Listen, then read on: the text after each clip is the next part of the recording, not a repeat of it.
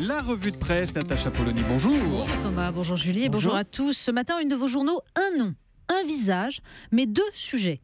Il y a ceux qui s'en tiennent à la politique. Le Monde, marché du travail, Valls fait des concessions aux petites entreprises. Le Figaro, Manuel Valls fait un geste pour les PME et braque sa gauche. Les Échos, emploi, ce qui change vraiment pour les PME.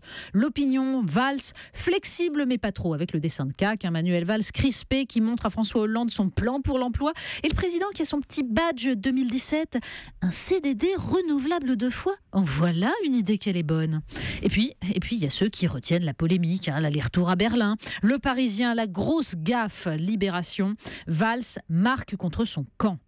Enfin, il y a la Presse Magazine qui campe sur ses fondamentaux. L'Express, fonctionnaire, les ravages de l'absentéisme. Votre une à vous concerne Daesh, Natacha. Oui, bien loin de nos polémiques footballistiques, la presse ce matin nous raconte, alors au détour de quelques pages, la progression inexorable de l'État islamique. Le Parisien nous explique comment Daesh a embauché des experts occidentaux pour se doter d'armes chimiques. Le Figaro décrypte la nouvelle stratégie des fous de Dieu qui ont lancé contre les chiites du sud irakien une guerre de l'eau. Ce sont des milliers de femmes et d'enfants qui vont devoir quitter leur village des bords de l'Euphrate pour fuir la soif.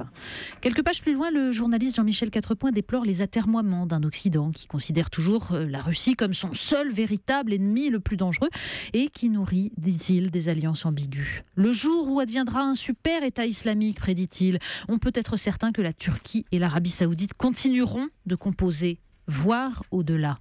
On serait tenté d'ajouter à cette liste le Qatar, au moment où le Parisien souligne dans un petit encadré l'étrange attribution d'une Légion d'honneur par le président de la République au PDG de Qatar Airways. Merci pour les rafales, finalement.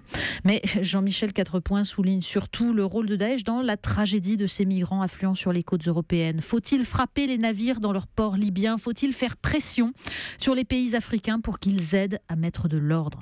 Malheureusement, dit-il, pour le moment, les Européens se contentent d'accueillir toute la misère du monde et de faire pleurer dans les chaumières. Cela ne résout rien. Allez, on embarque à bord de l'interminable vol Poitiers-Berlin. Ben oui, alors est-ce qu'ils en font trop, ces éditorialistes, à tourner depuis 3 jours sur le sujet ? Le Parisien nous ressort l'exemplarité suédoise, bien sûr. Sébastien Lacroix renchérit dans l'Union. Dans les pays anglo-saxons, ce genre de micmac provoque une démission immédiate. Et puis dans la Nouvelle République, Denis Domain s'amuse. C'est bête, cette footboulette au moment où le capitaine de l'équipe gouvernementale revenait à fond dans le match. Bref, ce qui étonne, c'est surtout l'erreur de communication d'un homme qui a fait de la maîtrise de ce jeu sa marque de fabrique. Du coup, les commentaires sur le plan PME sont relégués à l'arrière-plan. Peut-être aussi parce qu'ils n'emballent pas. Les mesures annoncées hier, écrit Bruno Mèche dans La Montagne, ne sont probablement rien d'autre qu'un dispositif d'accompagnement destiné à produire tous ses effets lorsque la reprise, la vraie, sera là. En fait, le fatalisme semble avoir gagné. Comme en France, la consternante progression du chômage ne semble pas provoquer d'autres électrochocs que les déplorations médiatiques et une défiance lourde à l'égard des politiques, voire des syndicats, écrit Jean-Michel Helvig dans La République des Pyrénées. On veut croire que la prochaine présidentielle sera enfin l'occasion de regarder en face notre modèle social qui tend de plus en plus à ressembler à un village Potemkin. On en vient à la sécurité sociale. Oui, parce que dans le village Potemkin, il y a des façades qui se fissurent plus vite que les autres. Le Monde consacre un article de ses pages Sciences et Médecine à la nouvelle politique de la sécurité sociale, la sanction des mauvais malades. Ben oui, vous ne suivez pas votre traitement correctement, vous risquez le déremboursement. C'est ce qui arrive notamment aux malades souffrant d'apnée du sommeil et dont les appareils respiratoires sont désormais dotés d'un dispositif permettant de contrôler la fréquence d'usage. En fait. Ben oui, alors responsabilisation ou flicage ?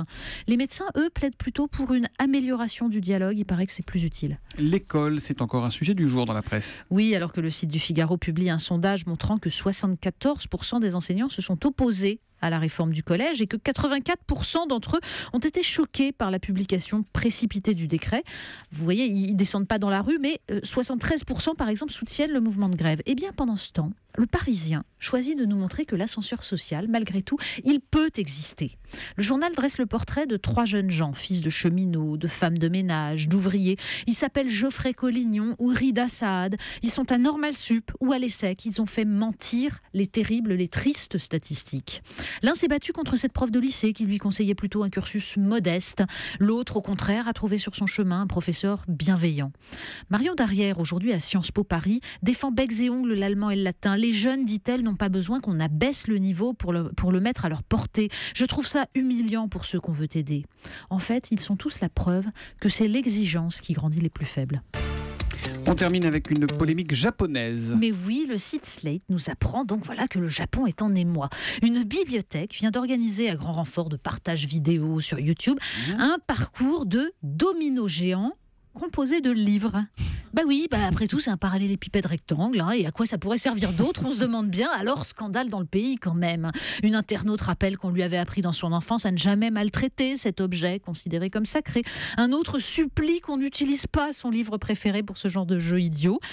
Les fous de Daesh massacrent des statues à coups de massue. La société du spectacle a trouvé un moyen beaucoup plus ludique de tuer la culture, la fondre dans l'insignifiance. La revue de presse de Natacha Polony. On ne touche pas aux journaux, on ne touche pas non plus aux livres avec Natacha, s'il vous plaît. Natacha, on vous retrouve demain matin à 8h30.